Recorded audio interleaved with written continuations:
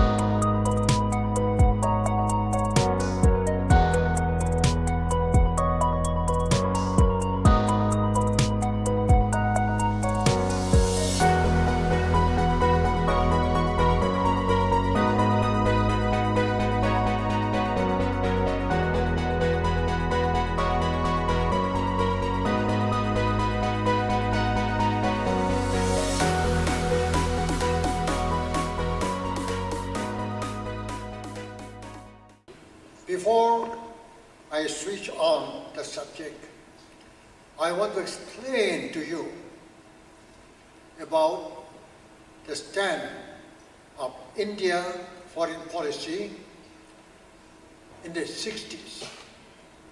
Because India's international movement to the United Nations is correlated to Indian foreign policy.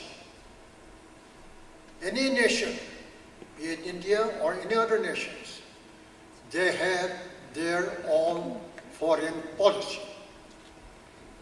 And that policy is to unite all the nations so that peace prevails in this world. In the 60s, immediately after the war, it was a world of military blocs like NATO, CENTO, SETO, and so on and so forth.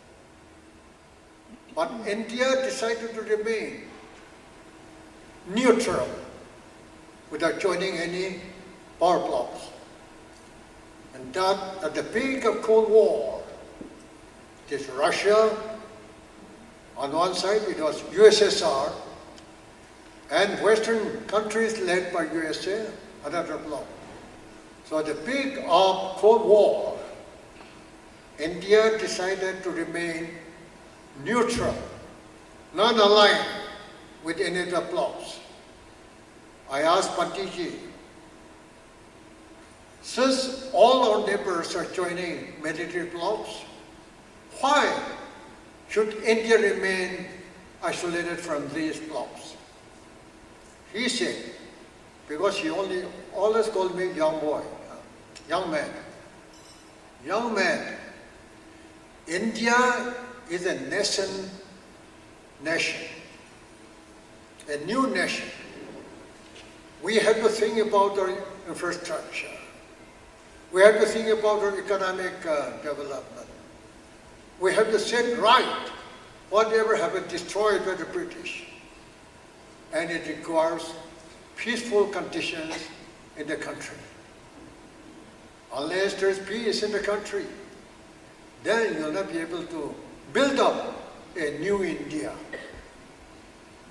And if we join military blocs, we have to spend all our resources on armed forces, and that will entail a great deal of expenditure, draining out our resources, and a young nation like India cannot afford to have joint military blocs. And therefore, we have to maintain neutrality, and it was called non-aligned movement, led by India that is Jawaharlal Nehru, Yugoslavia, Marshal Tito, Egypt, Nasir.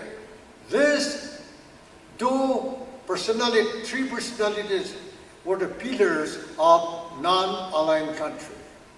And because of that independent policy, India was reckoned with as one of the most influential countries at that point of time. During my time in Parliament, as Parliamentary Secretary to Prime Minister, who was looking after External Affairs Ministry, I was also little bit, not much, little bit involved in foreign affairs.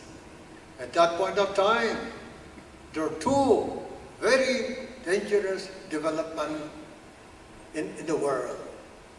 First, in 1962, China invaded India to prove the muscle of China in the region. Another one was Cuban crisis. The Russians placed all the missiles in Cuba pointed towards Russia, America, and it endangered the security of the United States of America. So these two great tensions prevailed in 1962. Fortunately, I was one of the members of the Indian delegation to the United Nations. At that time, again, China was outside UNO. Only Taiwan, under the leadership of Chiang Kai-shek, was the permanent member of United Nations. And therefore, the world moved a resolution that China should be admitted to United Nations. So, Indian delegations to UNO at that time, we have to face two choices. Whether we should support China to entry into United Nations or not. So that was a big question. And I was the youngest member of that delegation. Actually, I was only 31 years old at that time. But since I was attached to Prime Minister and sent as a political advisor, I told my colleagues, I think principles matters much more than circumstances. So why not we refer it to Prime Minister? Then Jawaharlal Nehru replied to us, you vote for China because we have been championing the cause of Chinese entry into the United Nations. So, in a national policy, whether in trouble or in peacetime, a nation has to stand for its own principle. That I have learned from this Pandit Jawaharlal Nehru at that point of time.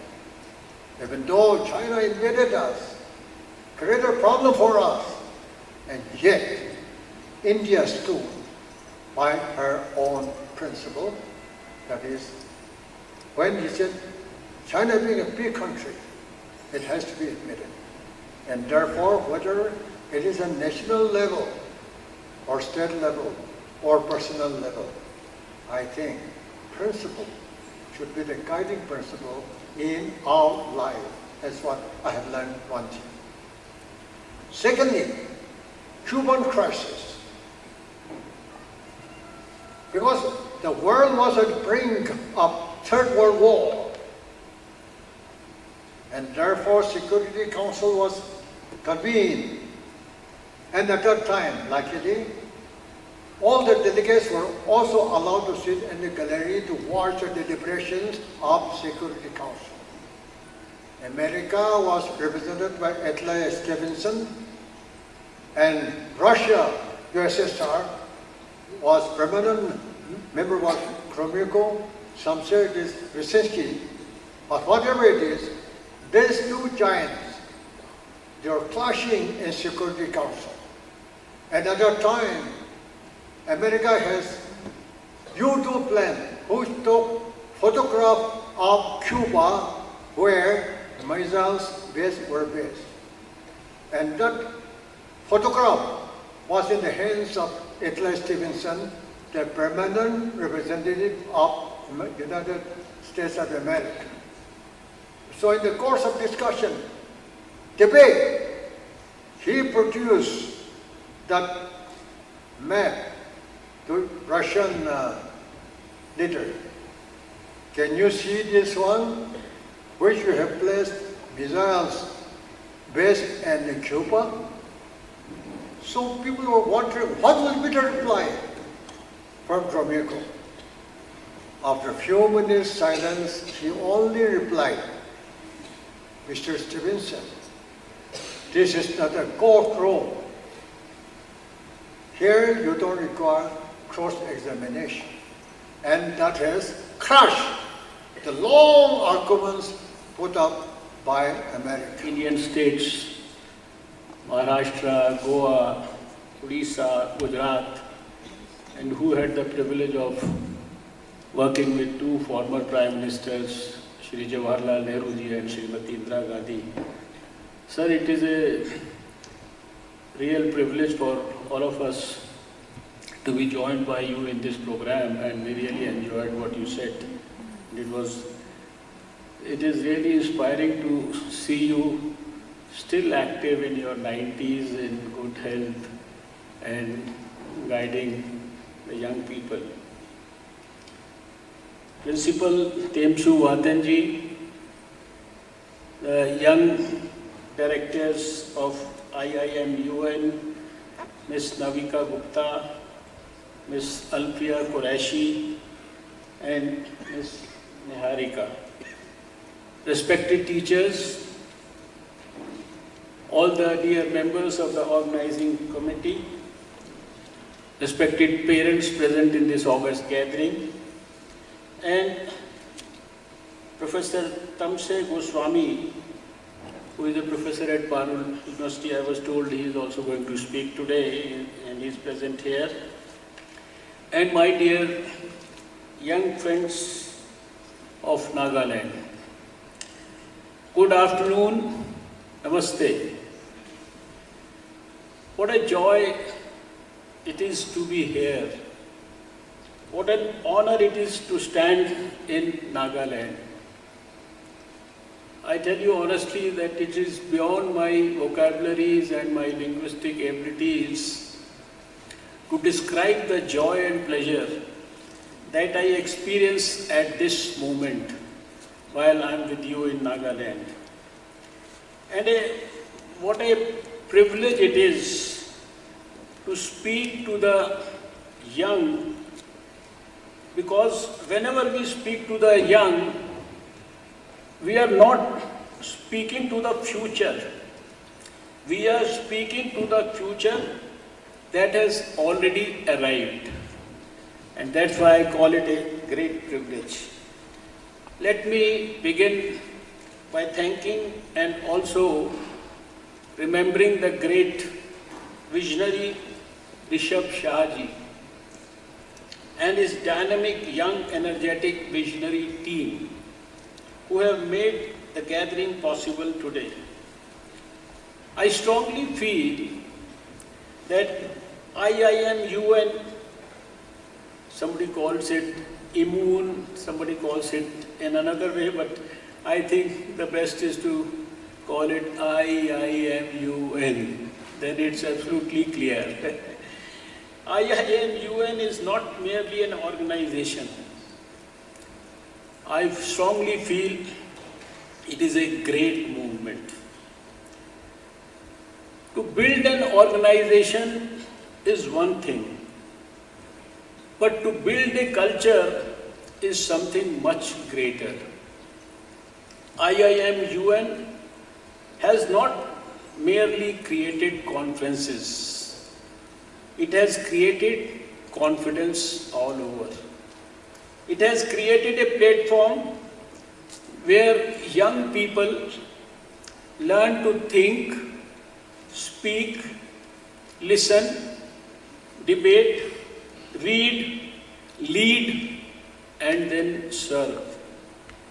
It teaches students that public life is not noise only. It is preparation. It teaches them that words are not toys. It teaches them that words are not toys, they are instruments. They can heal, they can hurt, they can unite, they can divide, they can elevate a civilization, or they can coercion it. Gauri balpra kiniga dangor hoi jane bole mon ase. Gauri kane spunky kuigina dana introduce kriasi. Kuntu balpra saigina gauri ge nutrition digina dangor banable nimide ola laga ase. Itu do Mrs. Didi Poultry Khatkati Karbi Anglong Assam kuntu check ke do sorde ase tade pai jabo.